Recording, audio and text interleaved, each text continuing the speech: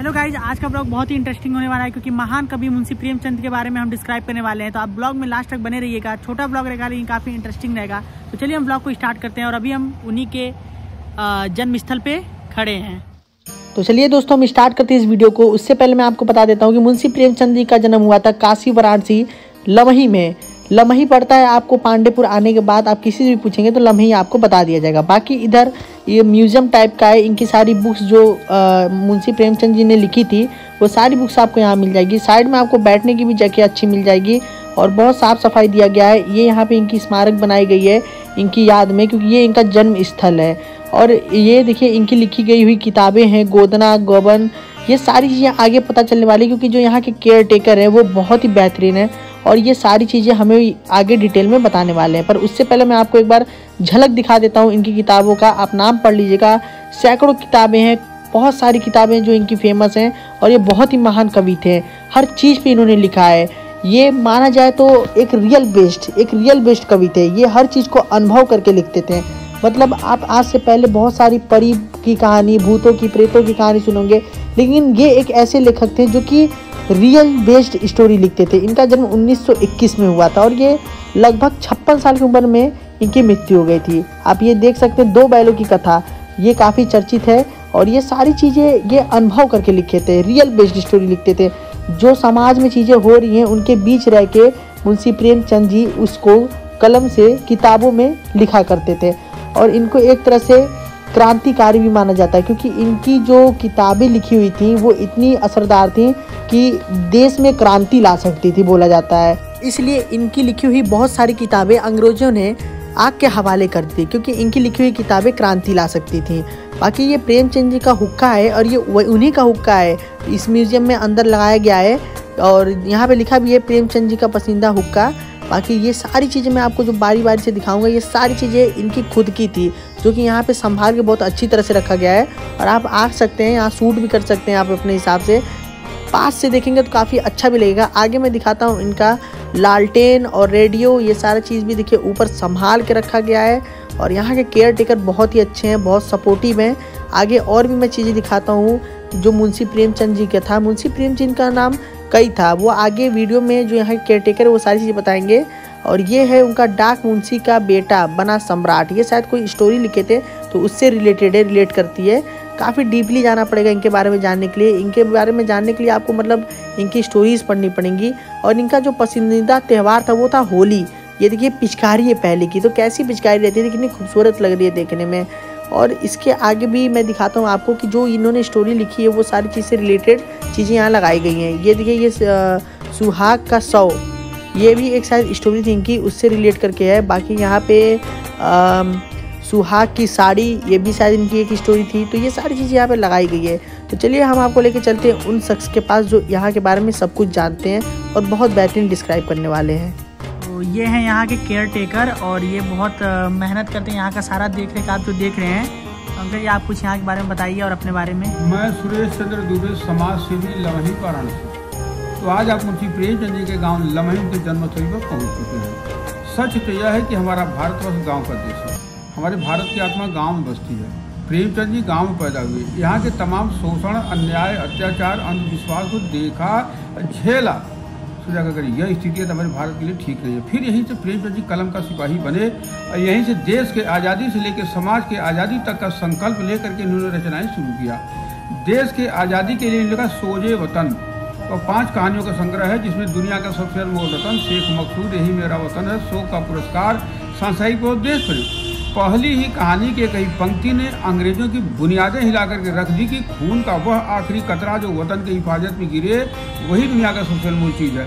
अंग्रेजों को लगा कि बड़ी क्रांतिकारी किताब उन्होंने जब्त करके आग के हवाले कर दिया। आज तक कोई ऐसा साहित्यकार नहीं हुआ होगा जिसका साहित्य देश के आज़ादी के लिए चिता पर चढ़ा दी गई हो। कोई था तो हमारे लमही से एक कलम सिपाही प्रेमचंद। प्रेमचंद का उसे 5 नाम है। नवाब घर का पुकारने का नाम, धनपत राय जी का सर्टिफिकेट का नाम, प्रेमचंद जी का साहित्यिक नाम, अफसाना कुहिन का उर्दू का नाम, बब्बू जी के 200 पुकारा गया नाम। तो नाम बदलते रहे, रचनाएं करते रहे। तो सोजे वतन जो कि अंग्रेजों द्वारा जब्त करके आग के हवाले कर दी, इसलिए कि एक भक्ति से ओतप्रोत होकर, देशभक्ति से ओतप्रोत होकर के लिखी गई थी। तो उन्होंने अंग्रेजों ने उस प्रति को जब्त करके आग के हवाले कर दिया। आज तक कोई ऐसा साहित्यकार नहीं हुआ होगा जिसका साहित्य देश के आज़ादी के लिए चिता पर चढ़ा दी गई हो। कोई था तो हमारे लमही से कलम सिपाही प्रेमचंद। फिर इनको एक नया नाम मिला, हमारे दया नारायण निगम जी जो कि कानपुर के जो है कि जमाना पत्रिका के संपादक थे। उन्होंने जो है कि इनको जो है कि एक नया नाम दिया प्रेमचंद। तो वो प्रेमचंद लेकर के जब चले, फिर इसके बाद 15 उपन्यास लिखे, 400 कहानी लिखे, 3 नाटक लिखे, जिसमें कि जो है कि 15 उपन्यास में गोदान, गबन, रंगभूमि, करभूमि, प्रेमाश्रम, कायाकल्प, वरदान, प्रतिज्ञा, सेवा सदन, निर्मला, मनोरमा, रोटी रानी, कृष्णा, प्रेमा, मंगलसूत्र, अधूरी रह गई, पूरी नहीं पाई, मौत तो किसको छोड़ा है, प्रेमचंद जी को भी नहीं छोड़ा। 8 अक्टूबर 1936 को हम समस्त भारतवासियों को देश की जिम्मेदारी दे करके हमेशा हमेशा के लिए अलविदा हो गए। आज हम लोगों का सौभाग्य है कि जहाँ की आज भारत के कोने कोने से नहीं बल्कि पूरे संसार से लोग आते हैं कि वह कौन सा ऐसा शख्स था जिन्होंने कि मानव की पीड़ा को समझा और कहानी से कहानी को बदलने का एक सफल प्रयास किया। तो वह थे जो है प्रेमचंद। सच्चाई तो यह है कि प्रेमचंद जी कहानीकार कैसे बन गए। कहते हैं कि जाके पाँव न फटे बेवाई ऊ का जाने पीर पर आई। तो समय के थपेड़ों ने प्रेमचंद को पहले कहानी बनाया, इसके बाद वो कहानीकार हो गए। तो यहीं से उन्होंने जो है कि 400 कहानी जो है कि लिखे, और जैसा कि हमने बताया कि 3 नाटक भी लिखे, महापुरुषों की जीवनियाँ भी लिखे, और आज जिम्मेदारी हम लोगों को दे करके जो है कि यहाँ से चले गए। अब बात उठती है कि प्रेमचंद का सर्वश्रेष्ठ उपन्यास कौन सा है, सर्वश्रेष्ठ कहानी कौन सी है, और प्रेमचंद का इतना पॉपुलर होने का कारण क्या है। कहानियाँ पहले भी थी, उपन्यास पहले भी था, लेकिन वो भूत प्रेत वाली कहानी थी, परियों की कहानी थी, राजा रानी की कहानी थी। उस कहानी को प्रेमचंद ने मानव की जिंदगी से जोड़ा। जहाँ की आज हम लोग पहले छोटे छोटे थे, जब शाम होती थी दादी हम लोग हल्ला गुल्ला करते थे, तो दादी कहती थी कि चल तैरने की कहानी सुनाई, बहुत हल्ला गुल्ला करते हुए चल तैरने की कहानी सुनाई। कोई भूत प्रेत वाली कहानी सुनाती थी, परियों की कहानी सुनाती थी, राजा रानी की कहानी सुनाती थी। हम लोग हूँ करते हुए सो जाते थे। लेकिन उसी कहानी को जब प्रेमचंद मानव की जिंदगी से जोड़ा, हम लोग सोना चाहते तो उठ के बैठ जाते कि देखिए इसके बाद क्या हुआ। दूसरी बात है कि आज हमारा भारत और हिंदी भाषी देश है। हमारे जो है कि अगर देखा जाए तो आज जो है कि प्रेमचंद जी जो है हिंदी साहित्य प्रेमचंद द्वारा हिंदी साहित्य का विदेशों में महत्व अगर किसी ने दिखाया तो प्रेमचंद। शायद अगर प्रेमचंद की हिंदी साहित्य नहीं लिखी गई होती तो हमारे भारतवर्ष का हिंदी साहित्य अधूरा रह गया था, जिसको पूरा करने का कार्य प्रेमचंद जी ने किया। तो आज हमारे प्रेमचंद जी जो है तमाम विदेशों तक जो है कि छा चुके हैं। कहानी के माध्यम से देखा जाए तो जो है कि प्रेमचंद जी जो है पहले कहानी बने, इसके बाद वो कहानीकार बने। तो यहीं से जो है कि सारी चीज़ें जो है कि लिखा, जहाँ से आज आते हैं लोग अपने को जो है नमन करते हैं। प्रेमचंद तो अब जो है नौकरी भी दे रहे हैं, ज्ञान भी दे रहे हैं, धंधा भी दे रहे हैं, पहचान भी दे रहे हैं, आने के तमाम बच्चे भी आते हैं। तो प्रेमचंद जी ने बच्चों के भी लेखक थे, जानवरों के लेखक थे, और जो है किसान समस्या पर लिखा, नारी समस्या पर लिखा, देश समस्या पर लिखा, चुनौतियों को स्वीकारा और आने वाली पीढ़ियों को जो कि आगाह कर दिया। तो आज हम लोगों के सामने जो है कि बहुत बड़ी थाती जो है हमारे प्रेमचंद जी दे करके गए हैं। और मैं तो चाहता हूं कि लोग आवें, प्रेमचंद को जानें, उसको अपने जीवन में अमल करें, इनको उतारें ही नहीं बल्कि वो खुद एक कहानी बन जाए। तो आदमी के काम की पहचान होती है, पैसे और हवेली की कोई पहचान नहीं होती है। कहते हैं कि तारीख रोज आती है, हर तारीख को लोग पैदा होते हैं, लेकिन अमरता की तारीख कोई ही हासिल करके पैदा होता है। हर तारीख को भगत सिंह नहीं पैदा होती, हर तारीख को चंद्रशेखर आजाद नहीं होते। इसी तरह से प्रेमचंद जी ने भी एक तारीख लेकर के पैदा हुए, जो कि आज पूरे संसार में जो कि छा चुके हैं। तो आने वाली पीढ़ी को प्रेमचंद जी लमही गांव से, लमही को कौन जानता, प्रेमचंद को कौन जानता। आदमी के काम की पहचान होती है, पैसे और हवेली की कोई पहचान नहीं होती है। तो बड़ा अच्छा लगा कि आप जो है कि यहाँ पर आए और इन चीज़ को जो है दिखाना चाहा। मैं चाहूँगा कि लोग देखें और ऐसे शख्सियत को, हमारे भारत को जो है कि जाने। आज अगर प्रेमचंद के साहित्य को पढ़िए तो लगता है कि मैं प्रेमचंद का साहित्य नहीं पढ़ रहा हूँ, पूरे भारत की तस्वीर देख रहा हूँ। तो प्रेमचंद जी ने भारत की तस्वीर को जो है कि पेश किया और यहाँ के भारत के तकदीर और तस्वीर को बदलने का एक सफल प्रयास किया।